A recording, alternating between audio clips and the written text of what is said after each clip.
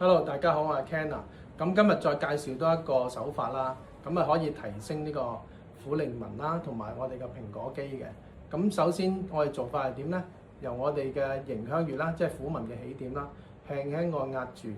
咁你可以少少打圈嘅，咁大概都係5至10秒。咁第二個位置咧就係我哋嘅瞳孔再對落，差唔多嘴角呢個位置啦。呢個就係地倉穴啦。咁亦都係苦靈紋嘅尾端啦，都係我哋按住之後輕輕打圈。去游佢5至10秒，好。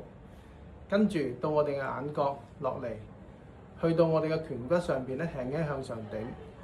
呢個就係顴髎穴。咁頂上嘅時候咧，會有少少冤嘅，咁就啱啦。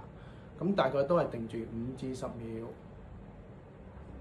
好，跟住咧，我哋可以用另外一隻手咧，去撥我哋個顴骨呢個位置，一路去。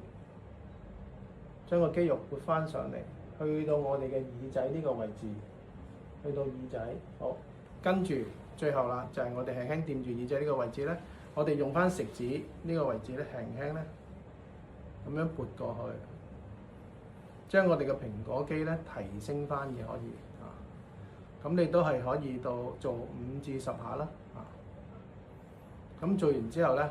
你個面啊、苦靈紋啊同埋蘋果肌都會有改善嘅，會提升翻嘅。多謝各位。